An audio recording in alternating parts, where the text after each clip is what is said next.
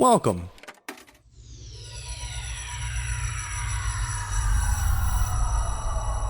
to Arcade Audio. Welcome to Dilettante Ball. I'm Johnny. I'm Spencer. Here on Dilettante Ball, we go on Wikipedia. We click random article. And we talk about it. Yeah, we do. But first, hey, let's just tell you right now that every Wednesday for the next 6 Wednesdays, you can catch us improvising. You can catch us outside. How about that? I don't know what that is. Oh, wow. That's funny because, like, as I'm saying it right now, it's already, like, mad played out. So you for sure missed the trend on this one, my friend.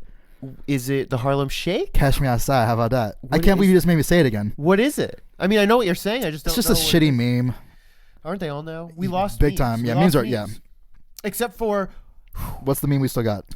Well, there's a whole subreddit called prequel memes. No, stupid. And it's just... they're No, awesome. I mean, I'm down. I subscribed. It's just all Star Wars prequel memes. Yeah. And most of them are, have you heard the tale of Darth Plagueis the Wise?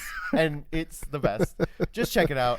It's so hard to explain. It really is hard to explain. It's several levels. Oh my gosh, they're great. It's good. Anyway, you can catch us outside. How about that? Stop making me say it. Doing improv with Patrick Bodenhausen, friend of the network, on Wednesdays at 9:30 at the Annoyance Theater in Chicago. We're called Houndstooth. The show is called The Experiment. It's a hoot. Tickets are $5? Sure. That sounds right. Yeah. They might be 10, but also I think they're 5. 5 feels good. And just come hang out. If you're there, we'll get drinks. Yeah, you don't even have to see the show. Just come hang out. It's a very good bar. Mean, honestly. Yeah. That's all. Mm-hmm. You want to do this? Yeah, let's do it. No shit. Hold on, this is too crazy. This is. You know, the last one I was like, yeah, this is the most specific to our lives, but this touches everyone's life. Yes. Is this the most like rudimentary article that we've got? That's like, what I was thinking too, right? It's the most basic, but probably also the most complicated at the same time. This is incredible. Addition. Just the concept of addition. Often signified by the plus symbol, is one of the 4 basic operations of arithmetic, with the others being, can you name them? Oh, man. Cosine, sine, tangent? No, you're very close. It's cotangent. Cosine. No. Cotangent? Shit, dude, I don't know. Cosine and tangent.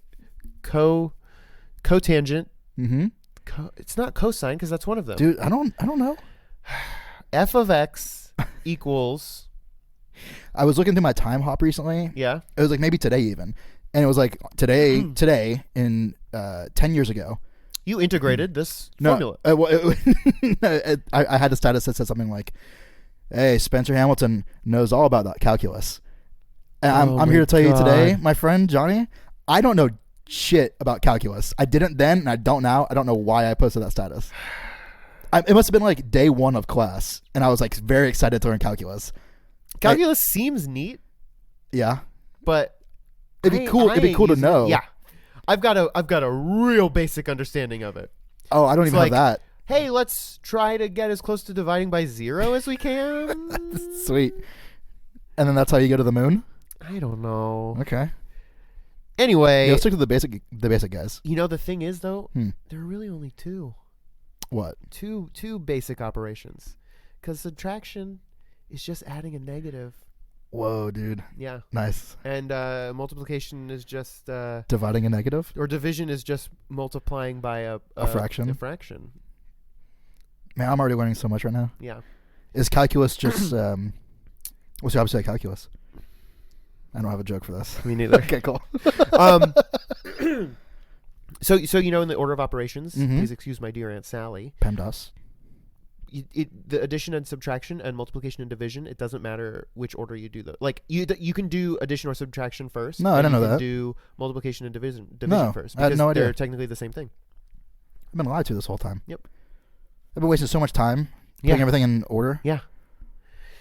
Anyway, the addition of 2 whole numbers is the total amount of those quantities combined. What a crazy thing to like explain, though.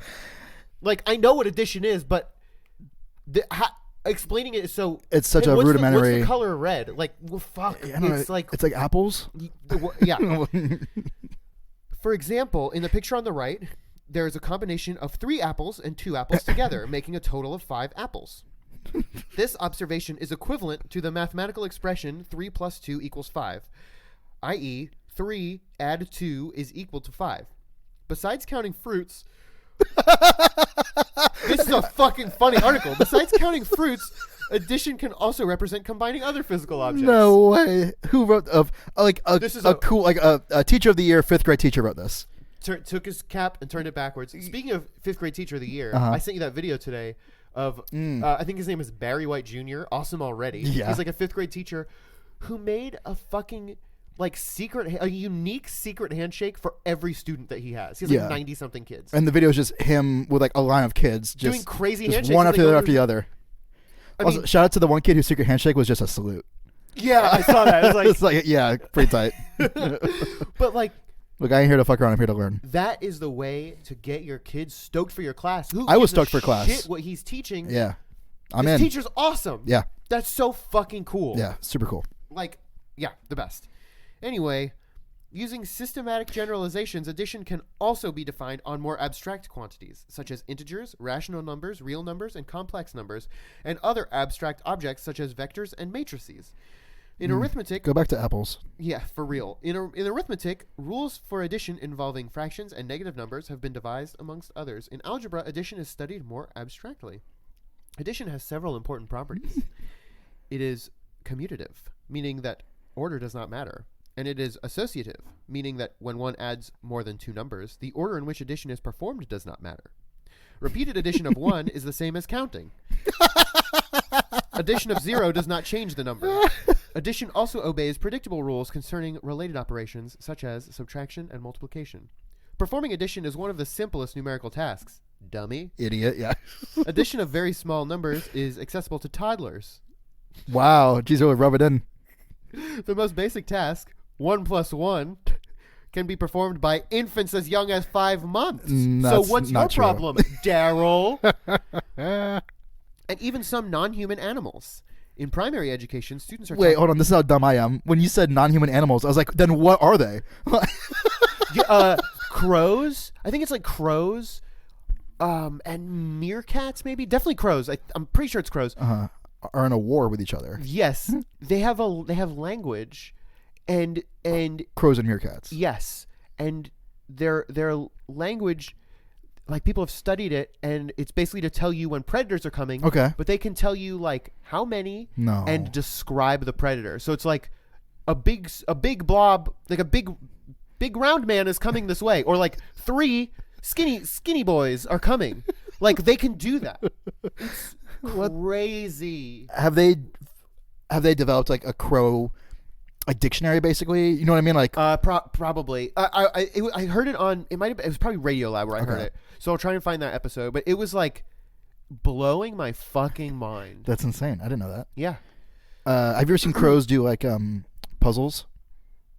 Yeah. Like to get food or whatever. Yeah. That's like I could spend a day just watching crows do puzzles. And there's that crow who's like sliding down the roof, just like having a fucking blast. He's like sledding on like a bottle cap or something. Yeah.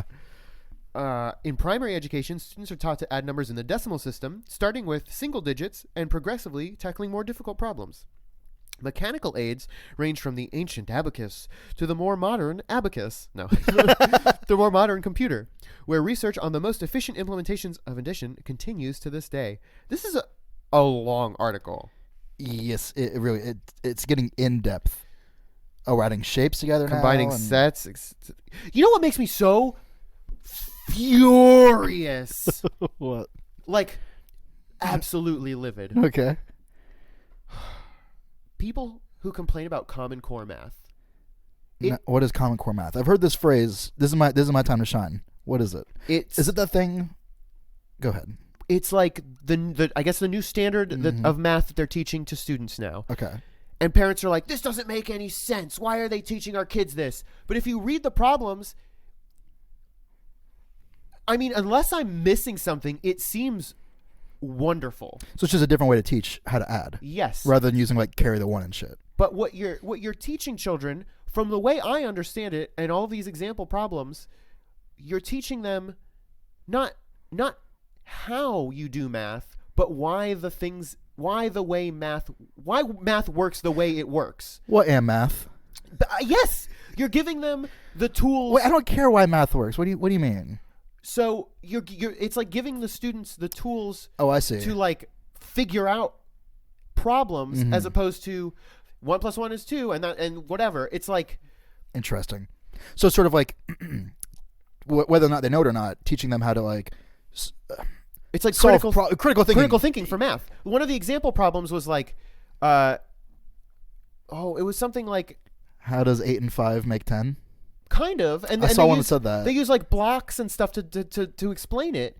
And the one that I'm thinking of specifically was like, how many times can like 8 go into 10 or okay. Well.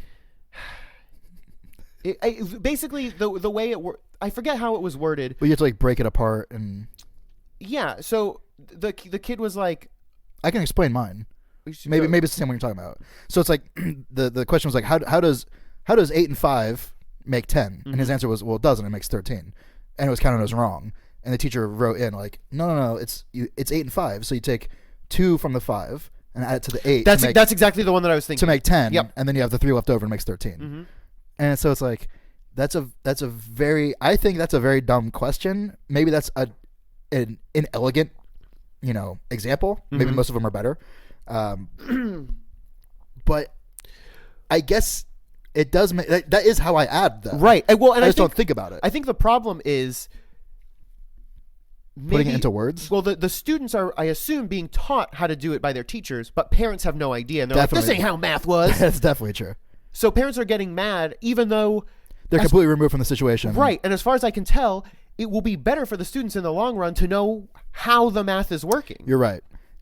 Johnny, a friend of my mom's is a very good lady. Okay. And she posts very good things on Facebook. Okay. Her children and acquaintances are all very conservative. Sure. Very Trump supporters. Okay. And I don't really understand how that happened. Sure. But that's neither here nor there. So one of her friends posted on my mom's friend, who I'll call Kelly. Okay. Because that's her name.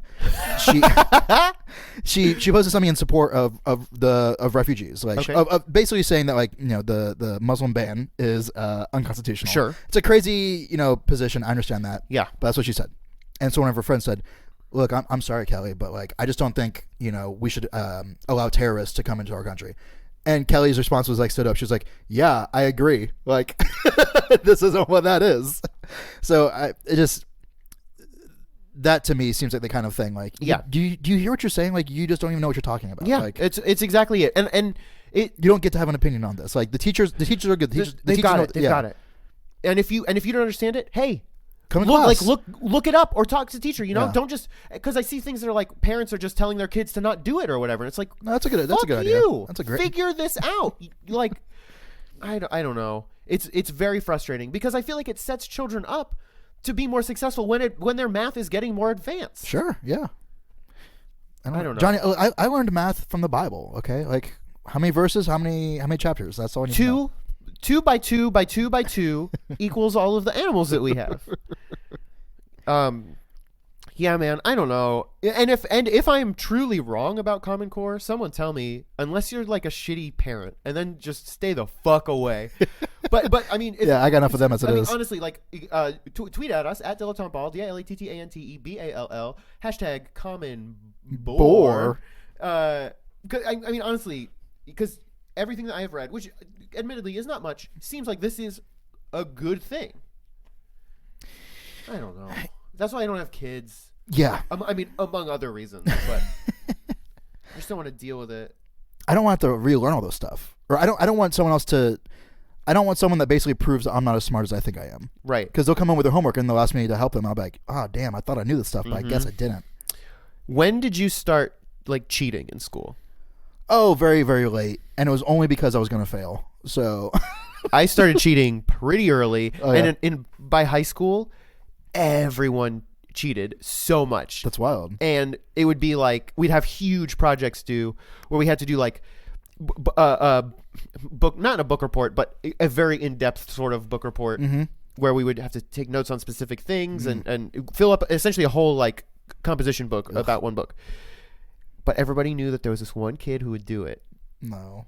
And he had the class like third or fourth period. So in first period, he would pass it around, and then all of those people would pass it around. Wow. And it would keep getting passed around so that everyone was turning in Thomas Viderman's project. The exact same project, and the teacher didn't care? Did not care. Because the teacher was going to be goddamned if they're going to read it. Yeah. Well, and I feel like we were pretty good at like changing it enough. I guess. But you guys were all reading the same book, though, in the Yeah. class? Okay. Yeah. Because that'd be like, Oh, all right, no. You also well, do hey, we all read Frankenstein. That's so crazy.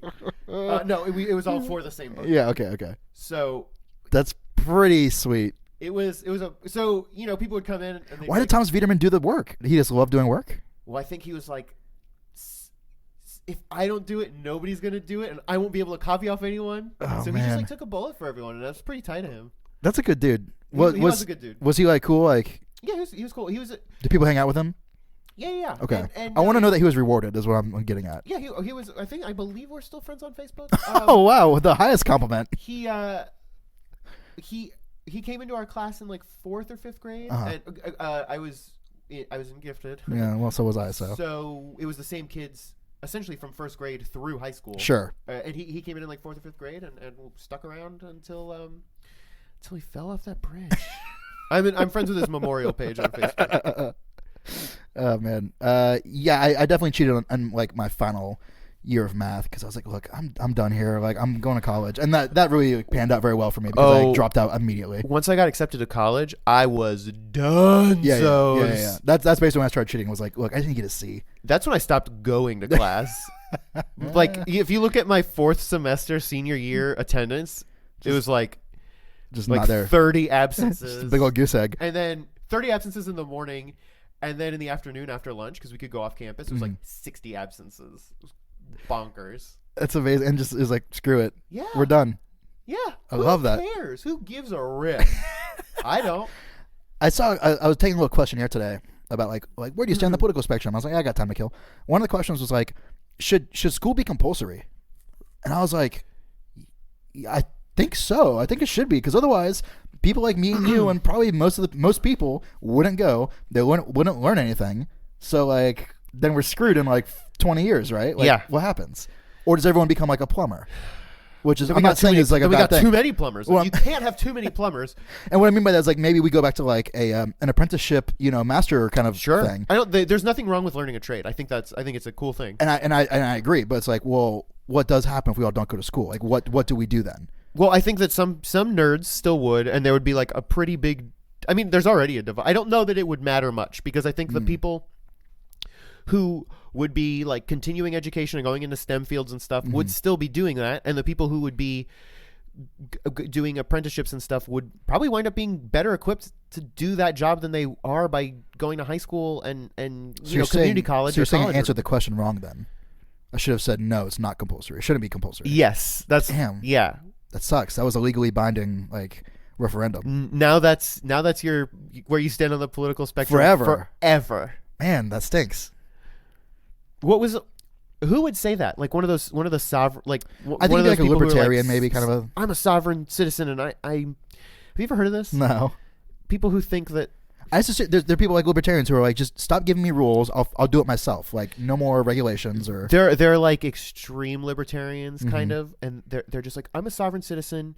I'm like completely off the grid. They'll like have kids and not give their kids social security numbers and stuff, man. and then the kids will grow up and be like, okay, I want to like go to school and get a job, and they just fucking can't because they don't have exist. social security. They just don't exist. They don't have social security numbers. They don't have birth certificates. They're just like ghost people, and they're just fucked. And their parents think they're doing them a favor by like not being owned by the government. And then they also think that like if you like write a very specific Facebook status, the government will give you like the check for the bank account that they've been keeping. Well, the good thing is their kids don't have autism because they're not vaccinated either. That is very true. So that's like they are. You got to remember that. I was thinking about that today. Like, I think the argument, or one of the arguments at least now, the arguments evolved to this, is that the like big pharma is purposely putting autism in our children so that they can then turn around and sell them autism medicine or something. I guess. I don't know, dude. It's so wackadoo. I don't fucking know. So crazy. I don't know anything except for how to add. Yeah, this last episode was pretty good. Yeah, pretty good. It's pretty good. I was laughing. We're funny boys. Why didn't we call the podcast Funny Boys? I fucking tried, dude. Thank you for playing Arcade Audio. Play more at arcadeaudio.net.